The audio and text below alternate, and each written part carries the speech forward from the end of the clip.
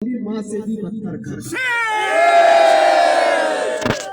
हम समझते हैं कि जो आइन के रखवाले हैं, कम से कम आप एक शख्स को सजा देने से पहले उसकी बात सुन ले।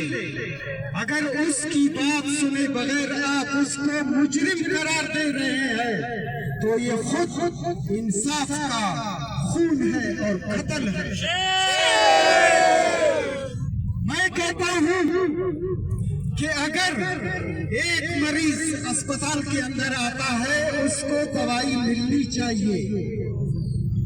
कोर्ट मुझे कहता है कि आपका इससे कोई सरोकार नहीं। मैं कहता हूं कि अगर अस्पतालों को ये नाहल हुकूमत प्राइवेटाइजेशन की तरफ धकेल रही है, कोर्ट मुझे कहता है कि ये पॉलिसी मैटर है, आपका इससे कोई सरोकार नहीं।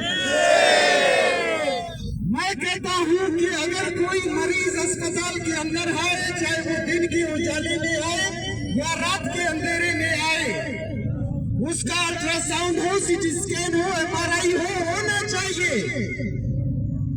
मुअज़्ज़िज़ जस्टिस साहब मुझे कहते हैं कि इसका आपसे कोई सरोकार नहीं। मैं कहता हूं अस्पताल 24 घंटे चलता रहे। मुअज़्ज़िज़ जज साहब कहते हैं कि ये पॉलिसी मैटर है, आपका इससे कोई सरोकार नहीं। मैं कहता हूं कि लोगों को कॉन्ट्रैक्ट पे न रखो, इनको परमानेंट जॉब दो। बलूचिस्तान के हालात बदतर से बदतर होते जा रहे हैं। खुदारा बलूचिस्तान पे रहम करो, लोगों को रोजगार दो। लेकिन वहां पे ये हेल्थ सेक्रेटरी साहब कोर्ट को गुमराह करने की कोशिश करते हुए कहता है कि हम परमानेंट जॉब दे रहे हैं। हम कहते हैं कि डिस्ट्रिक्ट्स के अंदर जो तबाही डीसीज ने मचाई हुई है, चाहे वो कॉन्ट्रैक्ट पे भी लाखों रुपए लेकर लोगों को लगा रहे हैं, इसका नोटिस तो ले लेते, फिर हमें कटोरे में खड़ा करके मुजरिम करार देते। अगर आपको किसी डीजी ने बताया कि ये लोग बदताखोर हैं, तो कम से कम उनसे बदताखोरी के सबूत को मांगते।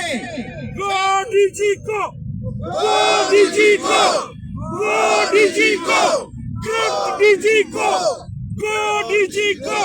पूरे बलूचिस्तान में ये नारा चलना चाहिए, गो डीजी को, गो डीजी को। अगर इस डीजी को ऐसे सुरखाब के पर लगे हुए थे तो जरा दिखा दो बीएमसी में इसने कौन से गुल खिलाए हैं।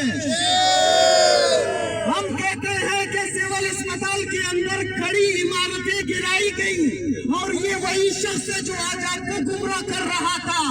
ये वही शख्स है जिसने ये बिल्डिंगें गिराई, फिर इसके मलबे का पैसा भी खा गया। लेकिन मुझे तो ये समझ नहीं आता जस्टिस साहब कि आप इसके शरीकी जुर्म तो नहीं है, और वहां पे खड़े होकर गवर्नमेंट की नुमाइंदगी करने वाला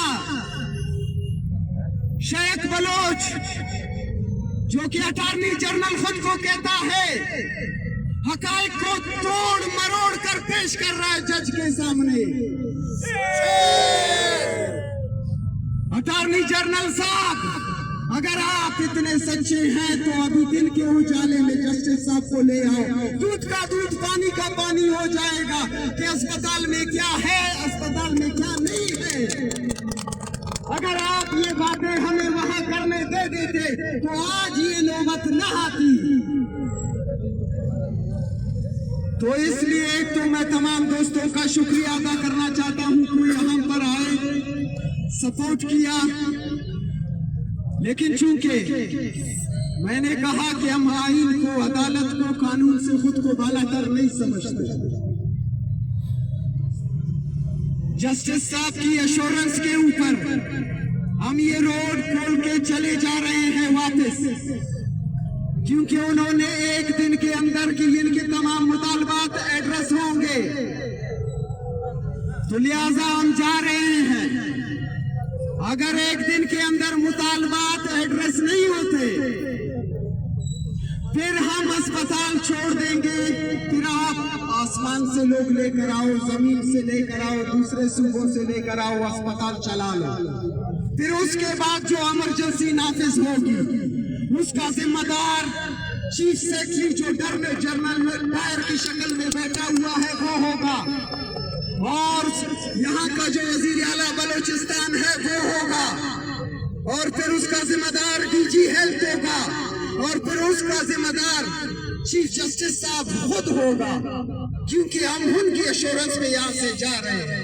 अगर बातें जस्टिस साहब, अगर उनकी एश्योरेंस में हम यहाँ से जा रहे हैं, अगर मुतालबा नहीं माने जा रहे और उनके पेशरफ नहीं होती है, तो फिर उसके बाद हम किसी चीज की जिम्मेदारी नहीं लेते हैं। फिर आप हमें टर्मिनेट करते हो, मोस्ट वेलकम, हम उस टर्मिनेशन के लिए तैयार हैं।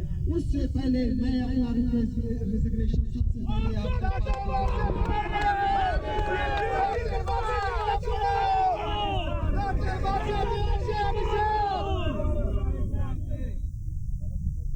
जस्टिस साहब इतना भी नहीं समझते कि उनको अगर उनके सामने वो 10 मिनट भी हमें बात करने की इजाजत दे देते तो फिर हम उनको बता देते कि आप जिन अस्पतालों की आप बात कर रहे हो उनमें क्या है क्या नहीं है।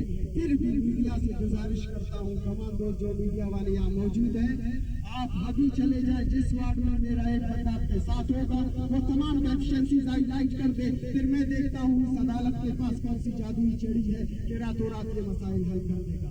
Thank you.